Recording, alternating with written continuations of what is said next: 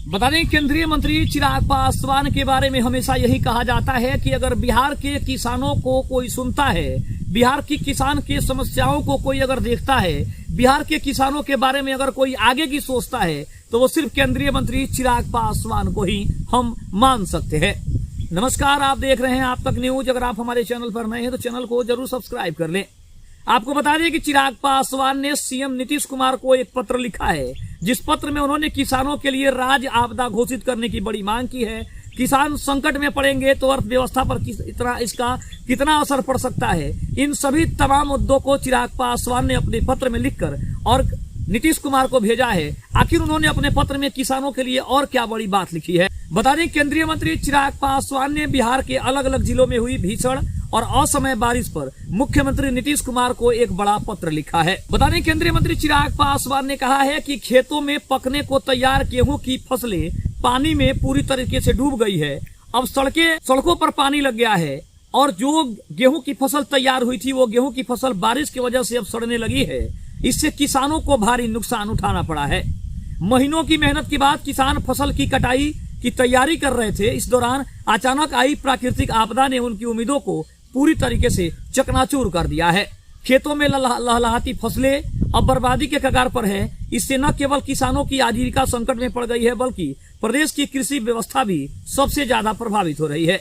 इसको लेकर चिराग पासवान ने सरकार के समक्ष 5 प्रमुख मांगे रखी है। आखिर वो मांगे क्या है? आखिर चिराग पासवान ने इन मांगों को लेकर नीतीश कुमार को क्या पत्र लिखा है? अगर सबसे पहली मांग की बात करें तो सबसे पहली मांग ये है कि असमय वर्षा को राज्य आपदा घोषित किया जाए। जब तक इस आपदा को आधिकारिक रूप से राज्य आपदा घोषित नहीं किया जाता, तब तक आपदा राहत कोष से सहायता प्रदान नहीं की जा सकती है। इस घोषणा से प्रभावित किसानों को भी सीधे तौर पर लाभ मिल सकेगा। इसके अलावा अगर बात करें तो दूसरा उन्होंने जो मुद्दा रखा है, और दूसरा मुद्दा ये है कि राज्यव्यापी सर्वेक्षण अभियान चलाया जाए।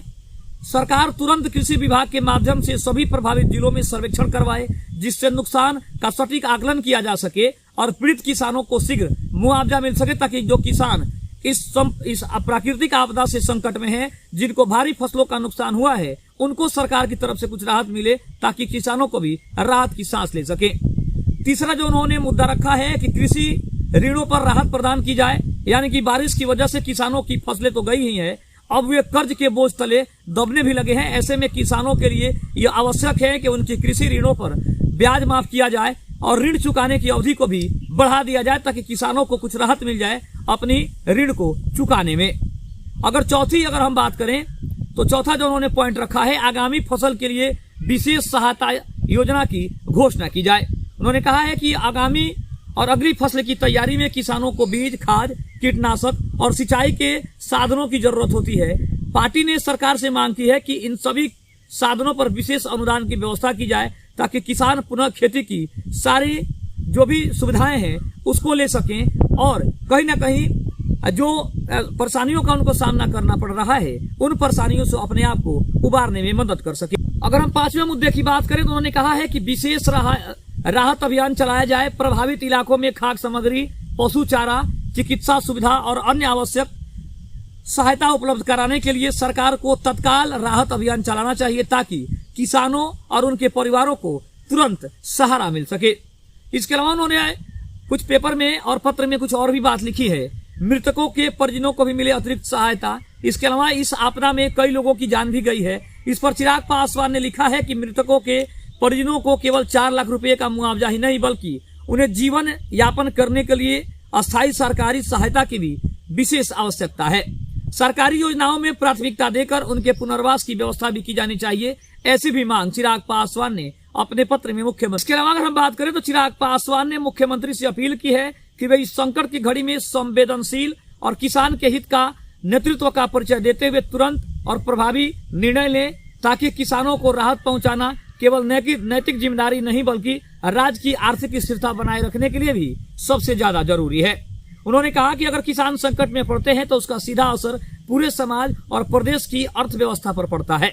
उनका कहना है कि देश के किसान जब तक सुखी रहेंगे तो देश भी खुशहाल रहेगा, देश भी सुखी रहेगा, क्योंकि हमारे किसान हमारे देश के सबसे बड़े, अगर देखा जाए तो रीढ़ की हड्डी माने जाते हैं। और जब तक हमारे किसान खुश नहीं रहेंगे, खुशहाल नहीं रहेंगे, ना ही सरकार खुशहाल रहेगी और ना ही देश की जनता खुशहाल रहेगी। साथ ही साथ उन्होंने नीतीश कुमार से बिहार में बढ़ते अपराध को लेकर, बिहार में जो भय का माहौल एक बार फिर से उभर रहा है, बन रहा है, उस भय के माहौल को खत्म करने की भी बड़ी अपील की है। और उन्होंने अपने पत्र में यह भी लिखा है कि बिहार के इन सभी तमाम समस्याओं के ऊपर मुख्यमंत्री नीतीश कुमार जल्द से जल्द एक्शन लें, ताकि जो भी समस्याएं हैं उन समस्याओं को जल्द से जल्द दूर किया जा सके। साथ ही साथ अगर हम बात करें तो केंद्रीय मंत्री चिराग पासवान ने आगामी विधानसभा चुनाव को लेकर भी बड़ी घोषणा की है। उन्होंने हाजीपुर में पहुंचते हुए अपने विरोधियों को पस्त करने का कोई मौका नहीं छोड़ा। साथ ही साथ जब वो मोकामा पहुंचे, अनंत सिंह के अपने क्षेत्र में पहुंचे, तो वहां भी उन्होंने अपने प्रभाव से, अपने लोकप्रियता से ये दिखाने की कोशिश की है कि उनकी लोकप्रियता, चाहे वो अनंत सिंह हो, सूरजभान सिंह हो, चाहे वो गढ़ किसी का हो, क्षेत्र किसी का भी हो, चिराग पासवान एक ऐसे नेता है कि वो किसी के भी गढ़ में जाकर अपना प्रभाव जमाने में कोई कसर नहीं छोड़ते हैं। साथ ही साथ आगामी विधानसभा चुनाव की तैयारियां हो, रैलियां हो या फिर संबोधन हो, इसके अलावा अगर चुनाव की तैयारियों की बात करें तो चिराग पासवान ने इन सभी तमाम मुद्दों को जिस गंभीरता से उठाया है और खास करके सीएम नीतीश कुमार के सामने जिस तरह से, जिस बेबाकी के साथ उन्होंने पत्र लिखा है और जिस बेबाकी के साथ बिहार के मुद्दों को उन्होंने उठाया है, इससे स्पष्ट है कि बिहार में नीतीश कुमार हो या फिर चिराग पासवान हो, बिहार में अर्थव्यवस्था को लेकर कोई भी कोताही कोई बरतना नहीं चाहता है। चाहे वो एनडीए के अन्य घटक दल हो, सभी ये चाहते हैं कि बिहार की व्यवस्था को दुरुस्त किया जा सके, बिहार की शासन व्यवस्था को और ज्यादा चौकस किया जा सके, ताकि बिहार में जो आपराधिक घटनाएं बढ़ रही है, बिहार में जो प्राकृतिक आपदाएं बढ़ रही है, उस पर कहीं ना कहीं कंट्रोल किया जा सके। जो भय का माहौल बिहार में बनाया जा रहा है, उस पर कहीं ना कहीं विजय प्राप्त की जा सके और जो शासन व्यवस्था के ऊपर विपक्ष निशाना साध रहा है, उंगली उठा रहा है, उस शासन व्यवस्था को कहीं ना कहीं दुरुस्त किया जा सके।